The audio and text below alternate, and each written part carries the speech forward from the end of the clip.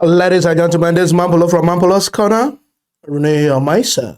Guys, I am coming to you on this video with a very good news. And I am coming to you with the full details of this news. The very good news is that Nnamdi Kanu have been discharged and acquitted for all count charges.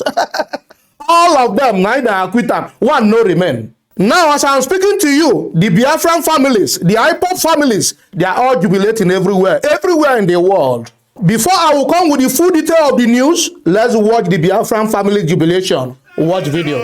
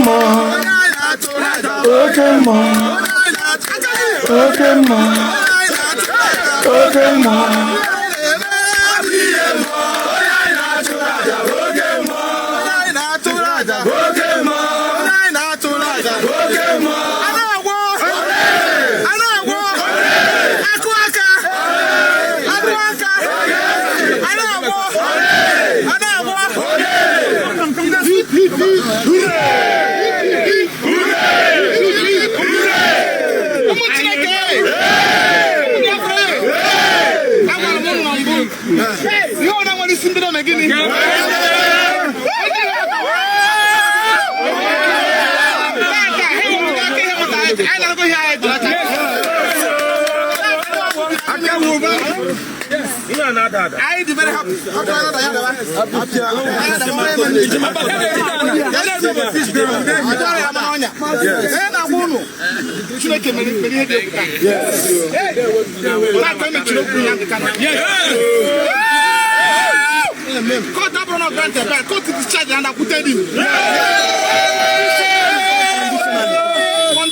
Abduction in Kenya, yes, and there's an addition to Nigeria. Yes. So who have you got that? Yes.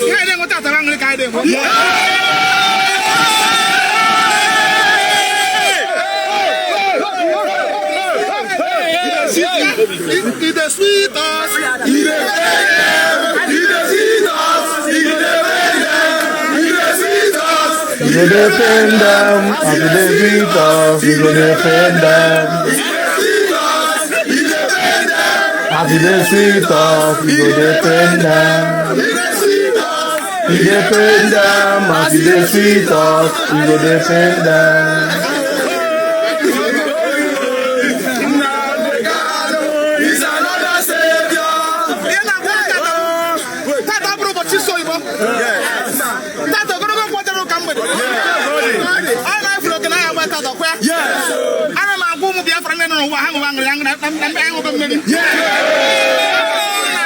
It will end in press.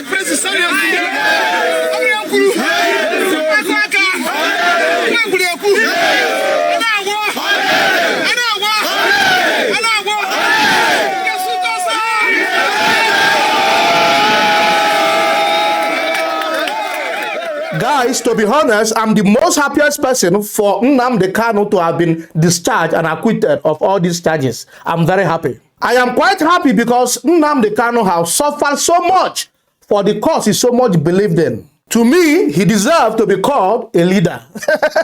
This is how you know a leader. A leader will stand by his word and go through the rigorous process, no matter come rain, come shine, come what may. He stands by what he's saying. He goes through the process, he goes through the fire, he goes through the refining process. He's ready to do anything. Like he said, or he always say anytime, he's ready to even give his life for the Biafran cause. Because he so much believes in what he's doing. I think this guy deserves too much accolades. Now I'm going to give so much respect and accolade as well to the legal team, to the lawyers. The lawyers have done an exceptionally good job. Somebody like Senior Advocate of Nigeria, Mike Ezohome, that barrister deserves an accolade. Also, my accolade goes to Barrister Ejiofor. Kudos to you. And there's one again, the one dark guy, a bit chubby. Kudos. In fact, every legal team, every lawyer that is involved in this process, I respect you guys. I love for you. You did a good job. Now, before we say my thoughts on this release, make you keep watching this video, you get where they go. If you don't reach that place, you don't go get the full knowledge of my video. This video, what I do now. Before I will share my thought on this discharged and acquitted, every charge is one that don't hit from Nnamdi Kanu, as they suddenly just acquit them and discharge everything. Before I reach the stage, when I go put my analysis, my brain inside what I want to analyze for this video, which is the reason for this video. Let's first watch and listen to know what this discharged and acquitted means from Nnamdi Kanu's lawyer. Watch video. The atmosphere in the court is quiet, with a few lawyers and litigants waiting to witness proceedings in the appeal filed by the detained leader of the proscribed indigenous people of Biafra, Mr. Nnamdi Kanu. After a 2-hour wait, the court delivers its judgment, discharging Mr. Nnamdi Kanu of the 6-count charge of terrorism on the grounds that the trial court lacked the jurisdiction to entertain the charges against him. The court held that an unlawful and extraordinary rendition without adherence to due process of the law is a gross violation of all international conventions, protocols and treaties that Nigeria is signatory to, as well as a breach of the appellant's fundamental human rights. The appellate court holds that the federal government failed to controvert the allegation that the IPOB leader was abducted in Kenya and brought back to Nigeria without extradition proceeding. The court further adds that the government was ominously silent on the issue, which is described as very pivotal in determining whether the trial court will still have the jurisdiction to continue with the criminal proceeding before it. The court also notes that Nigeria is a signatory to African Union Convention, which it ratified on April 28, 2022, as well as the Charter on Human and People's Rights, which it said prescribed how a wanted person could be transferred from one country to another through an extradition request, which must be in writing with a statement indicating offences for which a person is wanted. The appellate court held that the government's action tainted the entire proceeding it initiated against Mr. Nnamdi Kanu and amounted to an abuse of criminal prosecution in general. Although the counsel to the federal government left the court immediately after the judgment, the lawyer to Mr. Kanu reacts to the judgment. There was one fundamental issue on which the court today anchored its judgment, this intermediate court. And that is that the lower court never evaluated the mountain of evidence placed before it regarding the forceful capture, kidnap, torture, and extraordinary rendition of Nnamdi Kanu from Kenya back to Nigeria on the 26th of June, 2021. With the verdict of the court, the battle may shift to the Supreme Court as Nnamdi Kanu battles to regain freedom. Now, we don't see the first part. This one and when they win the case from court. You see all the men, everybody, they happy. You see little thing when the lawyer talk first, yeah? One of the talk say, you are the country Nigeria. He said that they trample on Nnamdi Kanu's right. Nigerian government trampled on Nnamdi Kanu's fundamental human right. If they go, you know, una go adopt them. They say na extrajudicial rendition. When they say I'm there now, it's against the law. So, and one more will continue with this video. The chief lawyer, the top lawyer, the biggest lawyer there, which is Mike Ezohome, want to give the full detail. Watch the video. Well, senior advocate of Nigeria, Michael Zekame, joins me now for more on this ruling. Thank you for joining me on the program. I'd like to begin. I mean, this is no doubt a good day for the legal team of Nnamdi Kanu, but what does it mean exactly in clear parlance? Well, what it means in clear parlance is that Nnamdi Kanu was discharged today. That means he's a free man, and he should be allowed to go home tomorrow. By the time we get a certified true copy of the judgment, we'll serve it on the office of the Attorney General and the DSS to allow Nnamdi Kanu go. Let my people go.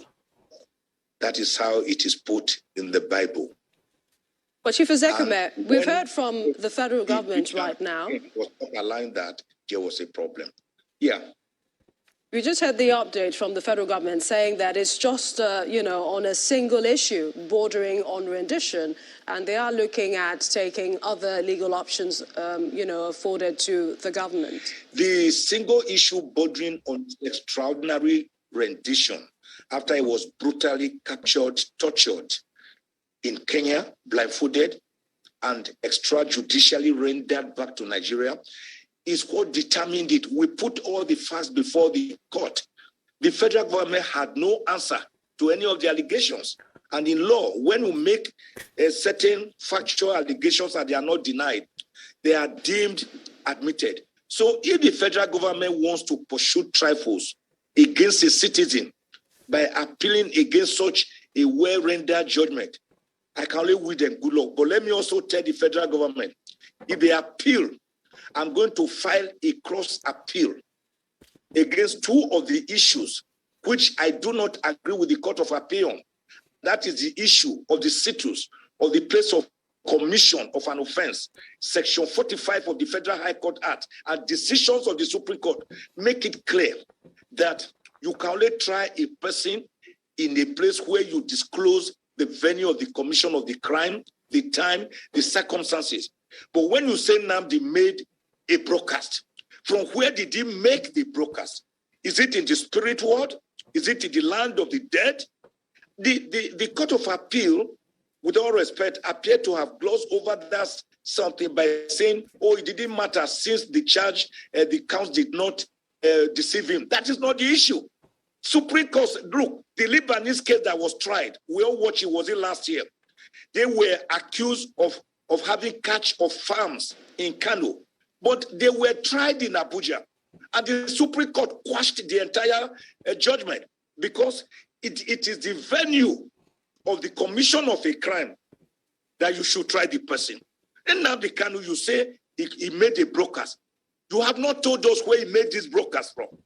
The other one, the Court of Appeal also agreed with us, where they said he brought in a transmitter at Obulu Suzo in Ihiala local government area of Anambra State, which is outside the jurisdiction of the Federal High Court of Abuja. They also agree with us. But all in all, the issue was jurisdictional. And that is that under the Extradition Act, particularly Section 15, and under international conventions, OAU, United Nations, you cannot extrajudicially render a person by brute force, by force of arms from one country to another. There must be a warrant of arrest, which must accompany a written document to the host country that we want this person back. They did not do that. They just forced him back. And the doctrine of specialty is that even when you bring such a person back, you can only try him for the offense that you are bringing him back for. But they still subjected Nnamdi Kanu to the first initial 5-count charge, which they later amended to 7 counts. Then they later amended again to 15 counts. Let me tell you, the federal government has amended the counts against Nnamdi Kanu 7 whole times. And the court, at the Federal High Court, I was able to get 8 of the 15 counts dismissed. It was the remaining 7 that the lower court held on to that were today dismissed by the Court of Appeal. The all remaining 7 counts were set aside, and then Nnamdi Kanu was set free, discharged by the Court of Appeal. The Supreme Court has said such a discharge amounts to discharge and acquittal. If they want to appeal against a mere citizen, when I think the federal government should see this as a good reception, as a matter that is good for the whole country, to bring about normalcy, peace to the Southeast, peace to Nigeria, and then you still want to appeal, then my take on it is that it will amount to persecution and no longer prosecution. In any event, why should the federal government, through the DSSS, that arrested this man, they are keeping him, they investigated him, they are prosecuting him, they are Lord and Master, the accuser, the prosecutor, the judge. And that cannot be a fair trial or a fair hearing. So what the Court of Appeal did today is what the federal government should have quickly done even before the Court of Appeal intervention. When I wrote Mr. President last week, 38-page letter with 3-page executive summary, begging genuflectingly Mr. President to kindly release Nnamdi Kanu in accordance with the July 2022 decision ruling by the United Nations Working Group on Human Rights, where they say Nnamdi Kanu was extrajudicially rendered to Nigeria and that he was tortured and that the federal government should release him immediately and also pay him compensation. Guys, when I don't watch the video, now the reason for me making this video is now. For those who want just watch the video alone. Now the reason for this video want to come. And the reason for this video will come as questions that are bothering me personally. I don't know if these questions are bothering you as well. But the one when they bother me now I want to ask here. Now the reason for this video, now the reason. The reason is that I want to ask some certain questions. About 3 or 4 questions on this video regarding this release. This is Nnamdi release. This is Nnamdi Kanu release. Number 1, as the Court of Appeal have discharged and acquitted Nnamdi Kanu, will the federal government of Nigeria release him to go? That be number 1 question I ask, so because I know what I'm asking. In time past, they don't release this guy. They tell us, say, may he go home, then still hold on. Federal government say, they get anywhere, they still hold on. So many judges don't say, Nnamdi Kanu don't win so case in Abia. He don't win so case in so place. He don't win so case in so place. The Nigerian government accepted and heeded to the judgment they gave in the past? That's the way I'm a little bit afraid. If they come as a question, will they release him? Will they let him go his way? Number 2 question bothering me. Now they have discharged and acquitted him. Is he just going to leave Nigerian government and go his own way? And not suing Nigerian government and not claiming for damages for keeping him for 1 year plus in detention illegally? Is he going to press charge for this extrajudicial rendition? Is he going to press charge? Is he going to sue the federal government of Nigeria? Because he suffered a lot and he paid lots of sacrifices for this. Is Nigerian government going to go scot-free on this? I don't know. These are questions that are bothering me, to be honest. The 3rd question and the most important question of them all. Why this time that you need to release Nnamdi Kanu? Why now? Because if I say, he got within my spirit, they tell me. He got within my spirit, they tell me. And that spirit when they tell me that, people I say that spirit, they right. Because he got as my body, they walk. He got as they walk. Why he be saying and now they need to release Nnamdi Kanu? Because campaign won't start.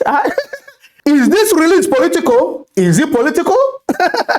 Because I don't know whether people they ask questions when they ask for inside my mind. Because if you ask me, Nnamdi Kanu should have been released for a long time. Because to me, I don't assess this thing. I don't see any case there. From the 1st court, 2nd court, 3rd court, now so court, they go court. We when they even present the case for court, when they go several court, we can't even tire. Court upon court. Now they're supposed to release Nnamdi Kanu. Nnamdi Kanu should have been released even since the last year, not even this year.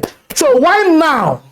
Now the question why they ask one I never understand. Why are they releasing Nnamdi Kanu? Are you sure this release is not political? Just to destabilize P2B? Because you got to see here, P2B is getting too much attention in the southeast across board, in the south across board, in the southwest across board, and in most of this area, the places will have the supporters of Nnamdi Kanu as well, IPOB and Biafra. So this release, what is it for? So is this release to go and cause distraction for P2B movement so that other people attention will be deviated from P2B now to Nnamdi Kanu? I'm thinking about something. I don't know. Something is fishing here in this release. In as much as I am very happy that Nnamdi Kanu is very much released to regain his freedom, because he doesn't deserve that suffering they suffered there since 1 year plus. I really support his release. Make he go rest. Make he go get his own freedom. Make he get his own freedom. They do what they do for your life. But the timing of this release is what I'm thinking about.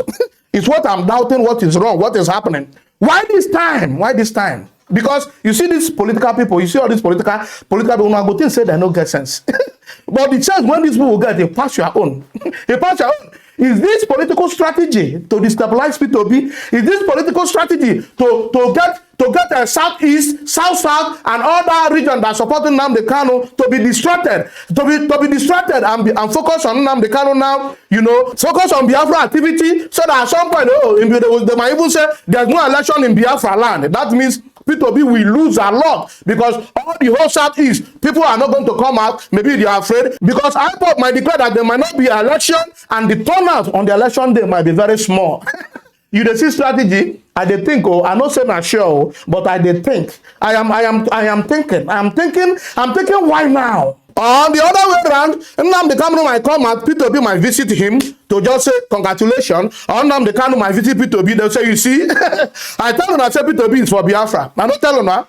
Say P2B won't bring Biafra. You see the whole strategy. Now, Nnamdi Kanu might still come out, and P2B reserve, not going to meet him, not going to congratulate him, not going to see him, and people will begin to still complain. Why is it that P2B, when we dey support since, no go commiserate with our leader, no go congratulate with our leader? It becomes another problem. Now the Southeast people will say, oh, he doesn't want to be our president from the East. He doesn't, because he no commiserate with our leader. It becomes a problem for P2B. You don't know where he wants to stand now. Why the release now? What they would have done in the past. So I hope I don't want using Nnamdi Kanu to do political strategy, because he's more than that. But I know one thing I trust within Nnamdi Kanu is that guy is very brilliant. This guy gets sense. That thing when you release them for when you want to scatter P2B plan or something like that. The guy know everything when they happen. He get intel, he get brain. So he might not even do that. He might come everywhere and make election finish. You don't know. You think say he go work, but God in heaven is working. Guys, if you love what I'm doing, don't forget to subscribe to my YouTube channel. Follow me on Facebook, on Instagram, on Twitter, even on TikTok. All our Mampolos gonna love you guys. Peace out.